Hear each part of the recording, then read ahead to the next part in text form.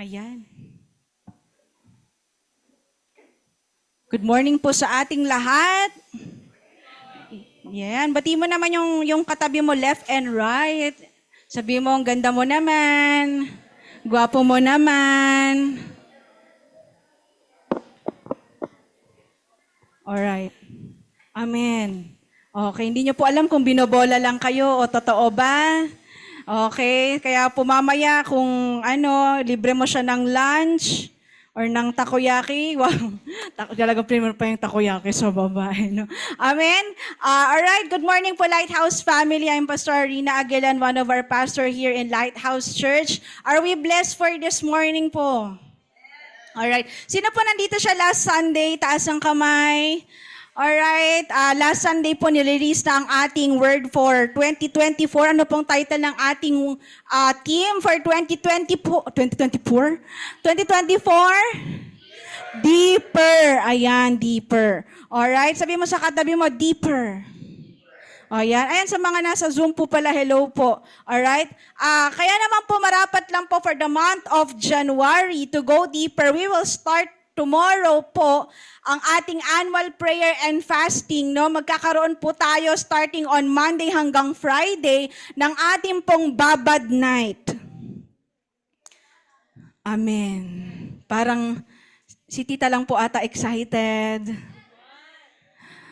Medyo mga 10 na rin somehow. Parang medyo alanganin pa. Pero hopefully tomorrow po magkita-kita po tayo.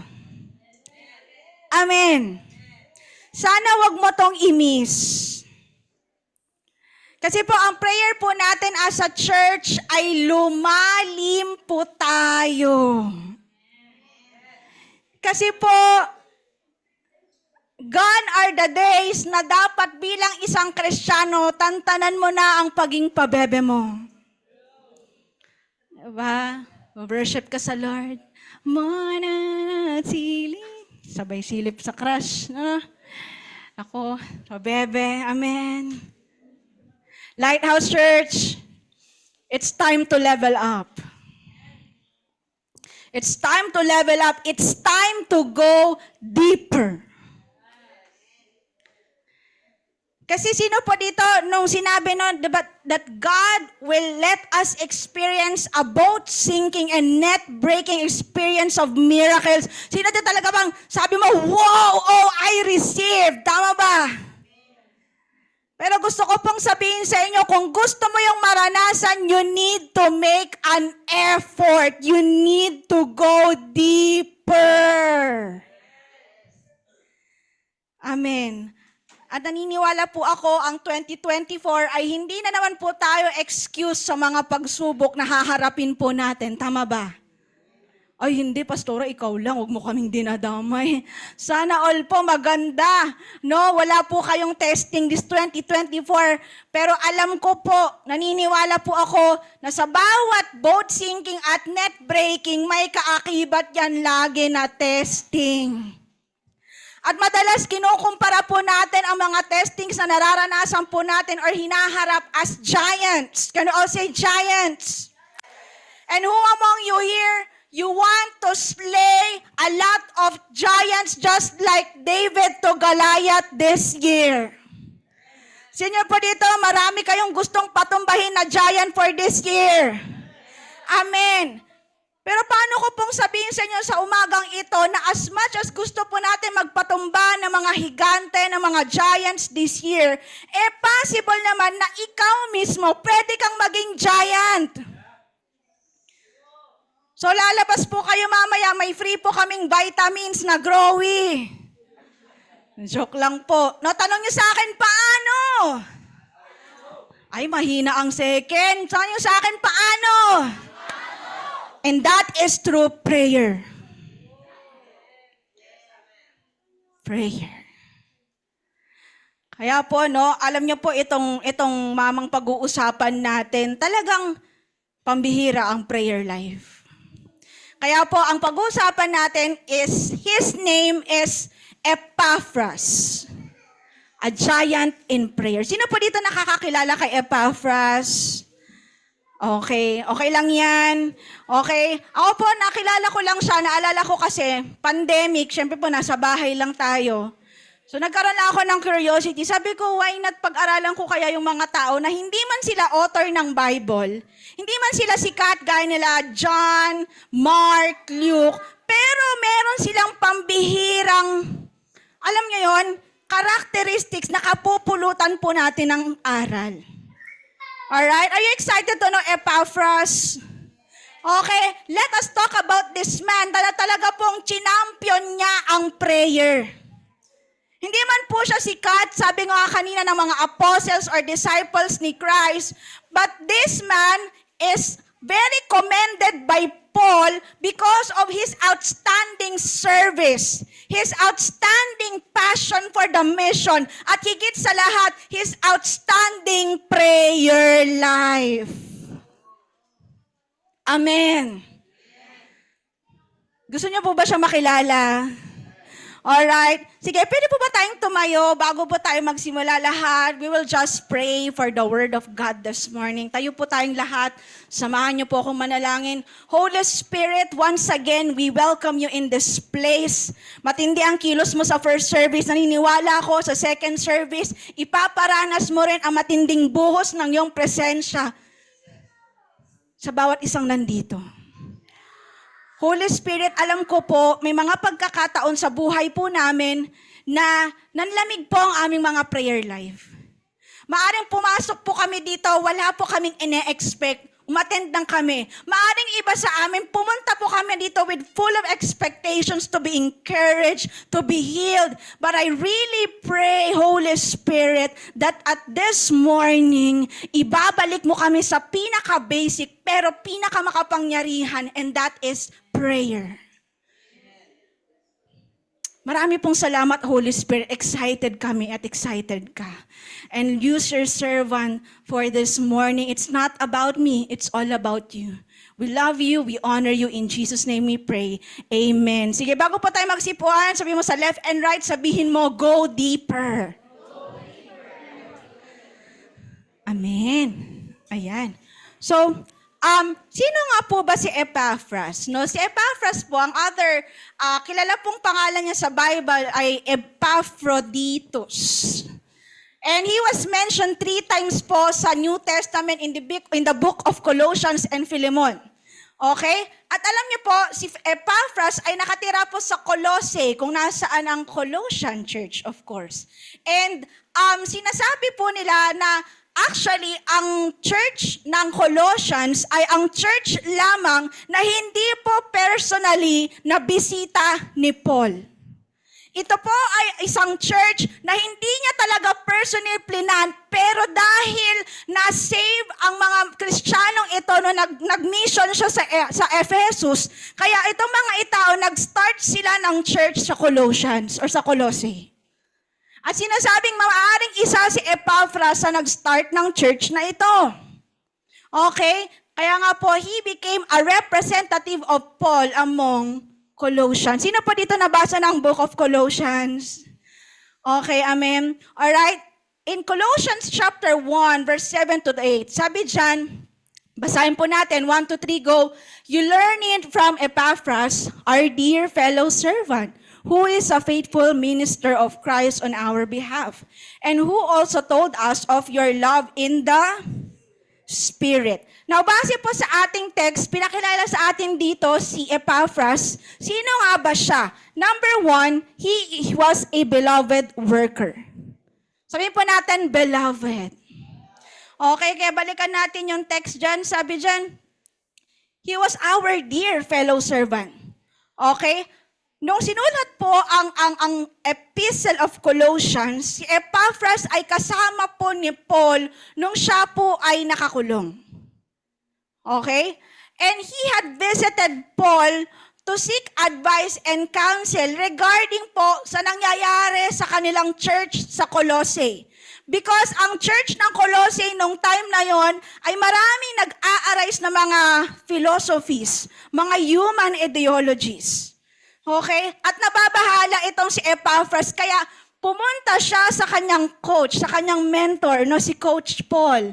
Ayan, si Mentor Paul at nagsisik siya ng counsel. No? Kasi sabi niya, napabahala na ako, coach, kasi grabe ang nangyayari na sa church.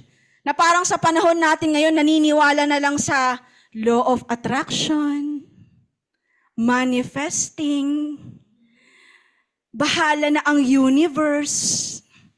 Diba? Hindi po. No, hindi po yun. Okay? Kasi akala natin, lahat ba ng gusto natin ibibigay ni Lord? Hindi. No? Kaya nababahala itong si Epaphras, kailangang bumalik ang church sa tamang doctrine. Alright? And in verse 2, chapter 2, verse 8, sabi dyan, be sure that you are not led away by the teaching of those who have nothing worth saying and only plan to deceive you. That teaching is not from Christ. It is only human tradition and comes from the powers that influence the world. Okay? Kaya nga po, nandun si Epaphras no, para mag-seek ng counsel. At aside from that, because the apostle is suffering. At buti na lang may isang Epaphras no, nakasama niya, kino-comfort siya, pinagsisilbihan siya. Kaya naman mahal ni Paul itong kanyang anak-anakan na din na si Epaphras. Alright? So that's number 1. He is a beloved worker. Pangalawa po, he was a faithful minister of Christ. Sabihin po natin, minister. So he is the minister of the Colossian church, but most of all, he is first a faithful minister to Christ. You know what, as pastors, leaders, and kahit hindi po kayo mentor or leader, lagi po nating tatandaan na tayo po ay unang minister po ng Panginoon bago tayo maging ministeryo ng ating mga inaalagaang tupa. Alright? Let us always be reminded na si Lord lagi ang ating boss. Amen. Alright? So, ganyan po si Epaphras, napaka-faithful na minister. Siya ay nagsisilbi unang-una sa Lord, the one who sits upon the throne in which he received orders and instructions. Matindi, hindi basta-basta kumikilos nang walang instruction si Lord. Yan si Epaphras. Pangatlo, sino pa nga ba si Epaphras? He was a bearer of good news. Sabihin po natin, good news. So, paano nating nasabing bearer siya? In verse 7, sabi dyan, you learn it from Epaphras. So, ibig sabihin, marami silang natutunan kay Epaphras. Marami siyang in-impart na wisdom, ng doctrine, ng truth, ng word of God. Alright? And alam nyo, ang pinakamaganda na nakatangian ni Epaphras, he always said all the good things he could to the church. Okay? Si Epaphras magaling protektahan ang kanyang sibahan. Okay? Kaya nga po, ito po ay warning at lesson din po sa atin that we should be careful that we are never guilty of criticizing your church. Because careless criticism, ano pong sabi dyan, may breed disaffection among the members and bring dishonor upon the name of the Lord. Sana po sa Lighthouse Church, makakita po tayo ng isang pamilya na pinoprotektahan ang kanyang simbahan. Yan po si Epaphras. Kasi naiintindihan naman din ni Epaphras at gaya po natin, inaamin din namin bilang mga pastor na ang Lighthouse ay hindi rin naman po perpektong simbahan. Kahit saan po kayong pumuntang church, mega church, lahat po yan, hindi po yan perpekto. Kaya nga po, ang reminder sa atin, learn how to protect your church. Diba? Sarili mong simbahan, kinikriticize mo. Diba? Tapos ano mangyayari? Madi-discourage na, ay hindi na ako a-attend dyan. Diba? Kaya sana po as a family, we must learn how to protect the church. Hindi niya sinisiraan ng simbahan sa kabila ng mga flaws nito. Yes, wala pong perfect na church, but at the Lighthouse family, we do our best to get better. Amen. Alright? Kaya nga notice that Epaphras was not only of the church of Colossae, but he was for the church. Grabe ang pagka-inlove niya sa kanyang simbahan. Mamaya po mas makikilala nyo bakit ang tindi naman ng heart ni Epaphras sa church. Number 4 po, he was a true missionary. Sabihin po natin, missionary. Kaya nga in chapter 4 verse 13, I vouch for him that he is working hard for you and those at Laodicea and Hierapolis. Alam niyo po, napakasipag nitong si Epaphras dahil bukod sa nagmi-minister siya sa Colossian Church, ay grabe, nagmi-mission pa siya sa Laodicea at Hierapolis. Okay? Talagang he exercised his pastoral and teaching ministry. Masipag tong mamang to. So kung may Epaphras sa generation natin ngayon, pambihira, marami tong binubuksan na community life. Sino po dito ang prayer po ninyo na yung mga community life natin ngayon ay mas lalo pang dumami? Diba, makapagtayo talaga tayo ng maraming community life sa maraming barangay. That's Epaphras, very hardworking pagdating sa mission. Amen. And number 5, no, ito yung focus natin. Who is Epaphras? He was a giant in prayer. Can we all say again, giant? Okay, in Colossians chapter 4, verse 12, okay, samahan niyo po ulit ako magbasa. Sabi dito, Epaphras, who is one of you and a servant of Christ Jesus, sends greetings. He is always wrestling in prayer for you, that you may stand firm in all the will of God, mature and fully assured. No, napakaganda ng strategy niya sa pagpe-pray. No? Pero ang pinakamaganda sa mamang ito, he was concerned about the spiritual welfare of others. Okay? Kaya nga pong tanong ko rin kaninang umaga, when was the last time you had a time to pray for your fellow brothers and sisters? No? Nakita mo, naku, wala na naman, hindi na naman siya umattend. Naku, Lord, sana po maka-attend na siya ulit. Okay? Ang sarap siguro po magkaroon ng isang Epaphras sa ating simbahan. Diba? Na hindi siya tumigil, lumuhod, hanggang lumago ang kanyang mga kapatid sa pananampalataya. At nakita natin, nagbunga yung prayers niya. Kasi ang successful niya eh. No, sa kanyang mission, sa kanyang ministry. Okay? At it's the same way with us. No? Minsan nakakalungkot sa atin, overwhelmed tayo sa testing, sa challenges. No? Para bang, hello, Kristiyano ka, di ba? Bakit ganyan? Di ba? Kasi ang problema po sa atin, we only see our problems as giant because our prayer life is little. Paano naman kasi pambihira kung manalangin ka? Pagkakain lang. Magpre-pray ka na nga lang 5 minutes, minamadali mo pa. O kaya naman pambihira, bago ka matulog, tapos yung amen mo, kinabukasan na ng umaga. Kaya alam nyo, bakit tuwang-tuwa si Satan na pinapahirapan tayo? Kasi ang hina ng prayer life mo eh. Diba? Dapat tapatan mo ng matinding prayer para manliit ka sa kaaway. May kausap pa ba ako? Amen. Sabihin po natin ulit, deeper. Who among you gusto niyo po maging si Epaphras? Gusto niyo po bang malaman ang sikreto ng prayer life niya? Amen.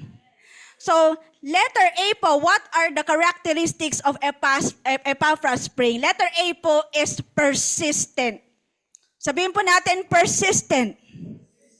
In verse 12, okay, sabi po dyan, Epaphras, who is one of you and a servant of Christ Jesus, sends a greeting. He is, lakasan po natin, always. Ano ba ang always? Sa Tagalog ba yan ay paminsan-minsan? Or di ba kinabukasan pa? Ano po ang Tagalog? Lagi.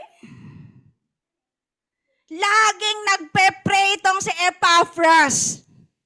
He is always, lagi. Ang number one secret po ni Epaphras, kaya siya matagumpay is because he did not give up. Amen. Ang problema po kasi sa atin, 'di ba? Parang feeling ko wala namang nangyayari. Feeling ko hindi naman binabago yung mga anak ko. Feeling ko wala namang nangyayari sa mga magulang ko.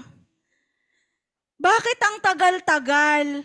Bakit parang hindi naman sinasagot ni Lord yung prayers ko? Bakit parang feeling ko mas lalong palala yung sitwasyon ng pamilya namin, ng sitwasyon ko? Bakit feeling ko ang problema talaga sa atin, masyado tayong ma-feeling? Bi mo nga sa katabi mo, ma-feeling ka et.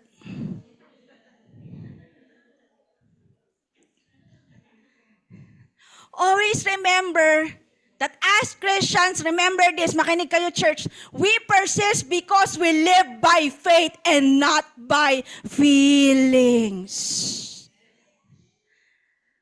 We live by faith. Diba? And what is faith? Diba? The assurance of things that we hope for, of things that we do not see. So pag Kristiyano ka, hindi ka pala dapat ma-feeling. You live by faith. Diba? Kasi kung alam mo na importante yung pinagdadasal mo, sino pa dito, importante yung pinagpe-pray mo ngayon? Talagang, diba, hindi ka susuko kasi alam mo, napakalaki ng nakataya. Hindi mo tatantanan. Amen. Kaya ang tanong ko po, what are you praying for right now? Salvation ba yan ng family mo? Breakthrough ba yan sa negosyo mo, sa career mo? Ma-reach out mo yung mga kapatid mo, anak mo, asawa mo?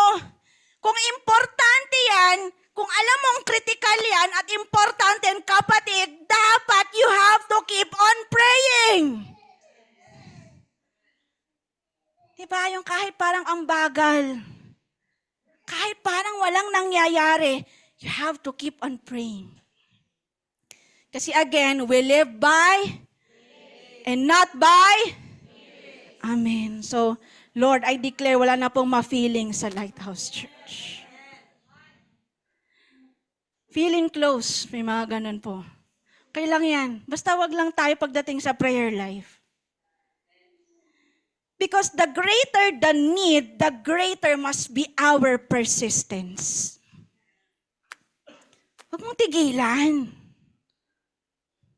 Diba? Kasi kung talagang genuine yung burden mo, diba, it will put us into persistence and we will never stop until God answers.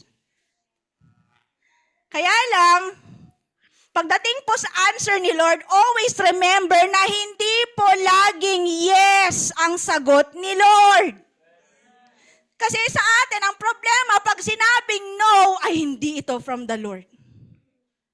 Eh bakit pa tayo nagsagot ng mga bata tayo ng true or false, ng yes or no, kung hindi pala yun sagot? So it's not all the time it's yes. It's not all the time no. There are not yet, there are wait. Sabi nga ni Kuya John, may bonus pa nga eh. Diba? And always remember na kung may time na hindi man baguhin ng Panginoon ang sitwasyon, lagi mong tatandahan ang pinaka-importante, binago ka niya. Diba? Ay, awot talaga, Bas. Grabe, piningkay ko talaga, inluhulod ko lang maumaanggap po ni Shansha. O at least, nung nag-pray ka, pinatawad mo siya. Always remember, prayer is all about us being changed. Kasi aminin naman natin, may mga prayers naman talagang hindi sinasagot ni Lord. At may purpose siya kung bakit. Amen. Kaya nga po, let's declare this for this morning. This 2024, in my prayer life. Amen. Persistent. Pangalawa, ano pa ang characteristics ng prayer ni Epaphras? Meron siyang letter B, wrestling. Yes, amen, confirmation. Pwede ko nang sabunutan yung kaaway ko mamaya. Pwede ko nang bakbakin, suntokin. Hindi, kapatid, wrestling in prayer po ito. In verse 12, sabi niya dyan, He is always wrestling in prayer for you. Now, yung word na wrestling po dyan, in other version, it's laboring or striving. And ang Greek po niyan ay agonizomai. No? Itong Greek term na to, ginagamit siya as an athletic metaphor that means strenuously contend. No? Kung maalala nyo po sa Greek nang galing ang Olympics, kaya po si Paul, mahilig siyang gumamit ng athletic imagery. Okay? And in here, ang sinasabi ni Paul, alam nyo, Colossian Church, grabe mag-pray si Epaphras. Talagang nakikipagbakbakan siya sa prayer para sa inyo. Grabe, Colossian Church. Saludo ko sa lalaking to. Bakbakan talaga. Para sa inyo, luluhod siya. Grabe. Kaya po, let me tell you, church, if there's a right place to battle, it's in prayer. Makinig po kayo sa akin, hindi po sa social media. Ang bihira, nakakabasag po ngayon ang battlefield, Facebook. Ang battlefield, Messenger, hindi ko pa alam, Twitter. No? Di ba talagang nirarant yung mga kaaway sa Facebook? Hindi ko talaga maintindihan yun. Tapos kapag sumusobra na ang unang lalapitan para isumbong siya sa Tulfo. Para bang si Tulfo na, si Jesus. God of Justice, ganun ba? Papatulfo kita. At nakakalungkot, ang pinaka nakakalungkot, Kristiyano na tayo pero nagrarant pa rin tayo ng mga, di ba? Ng mga reklamo natin sa buhay sa Facebook, sa social media. Amen. Di ba? Generation din ngayon, porket perfect yung English, ang ganda ng grammar. Pero pag binash, marupok pala. Let me tell you, reminder po to sa atin, as Christians, social media is not our battlefield. Prayer must be our battlefield. Kung may isusumbong ka, idiretso mo na sa Lord. Hindi na sa Facebook. Anong gagawin ni Mark Zuckerberg dyan? Si Mark Zuckerberg po ang may-ari ng Facebook. Ay, hindi po nakilala. Hindi po social media. Remember na ang tunay na battle is in the spiritual realm and it only manifests in the physical realm. So kung gagamitan mo na rin ang boses mo, irekta mo na kay Lord. Papakinggan ka naman ni Lord eh. Sumbong mo lahat kay Lord. Iiyak mo lahat kay Lord. Kaya sabihin mo sa katabi mo, ikaw, magbago ka na. Kahit wala kang Facebook. Di ba?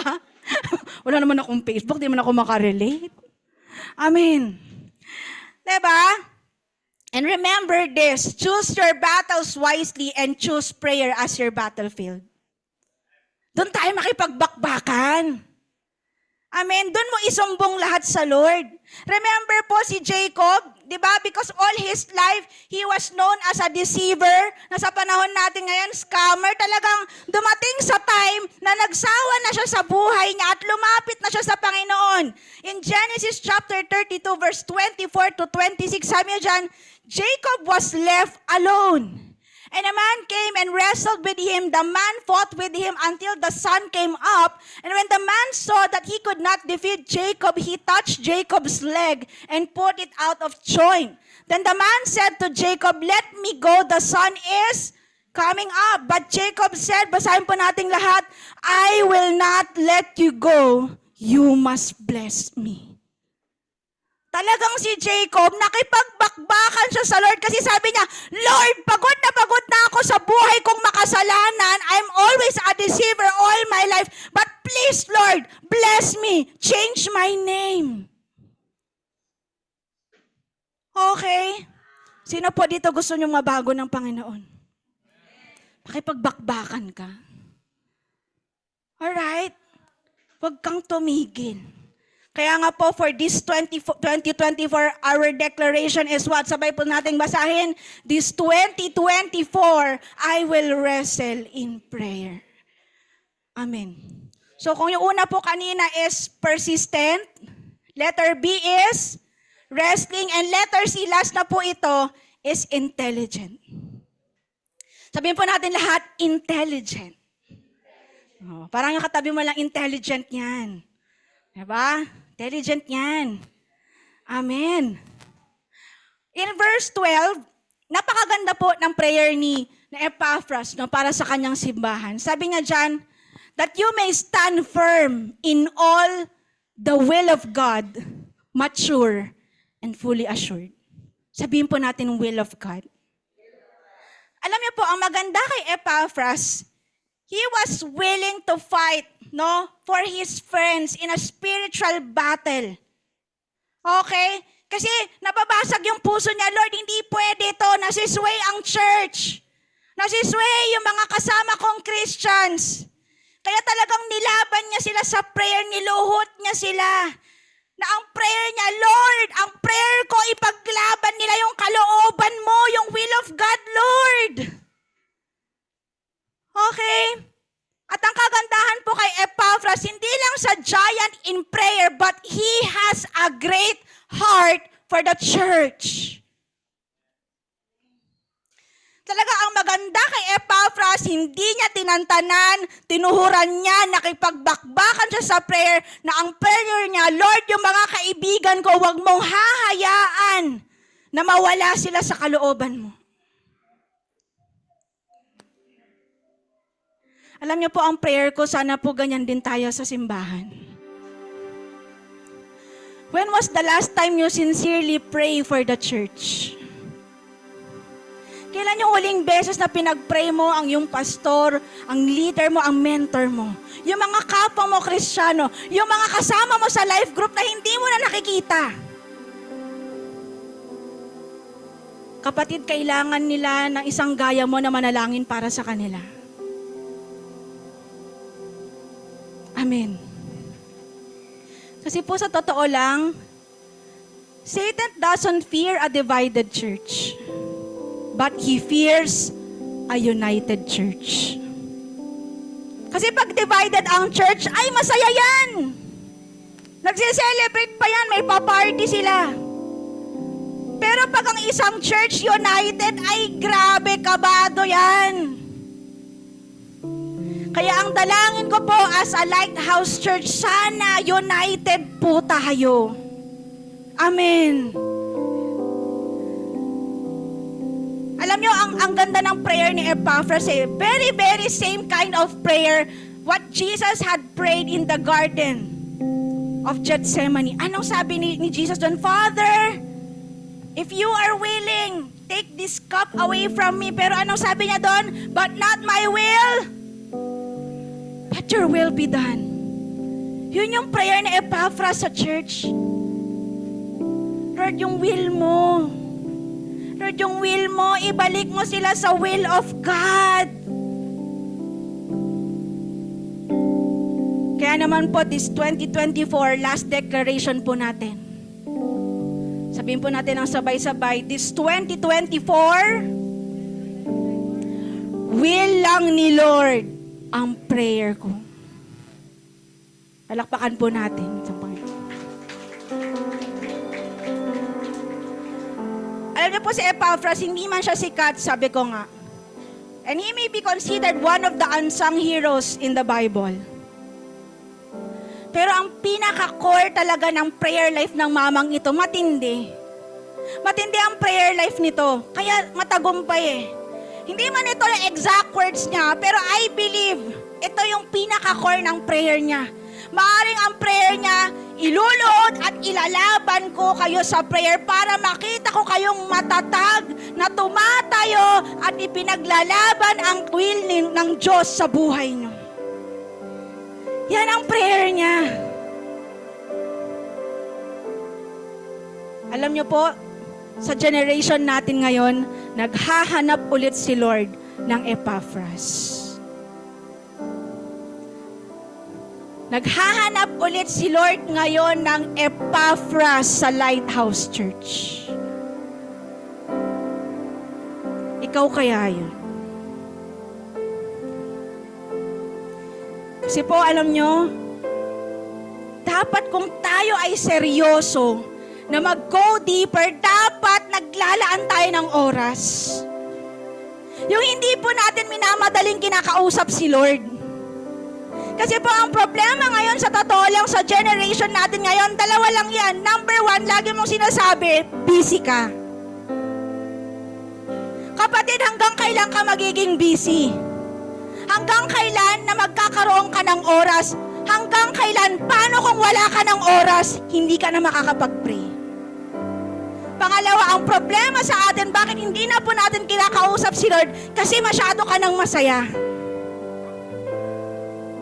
Dami mong achievements, puro ka blessing, di ba? Wala ka nararanasan eh. Pero kapatid, aantayin mo pa ba na kapag hindi ka na masaya, doon ka na lang lalapit sa Lord? Hindi ba pwedeng laging kausapin mo siya kahit ang hirap, kahit hindi masaya?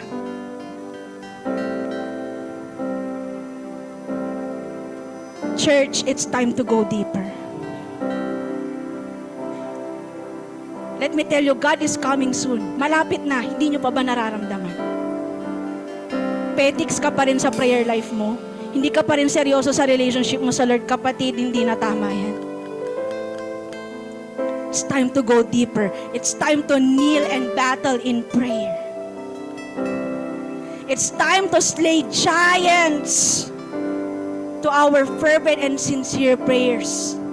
It's time to fight for what's important. It's time to fight for the will of God in your life. Huwag kang papayag na habang buhay mamumuhay ka na wala ka sa kalooban ng Panginoon. Life is short. Totoo yan. Sasayangin mo lang. So right now, if you are that person and you really wanna say in your heart, I wanna be Epaphras, pwede ba bang tumayo tayong lahat?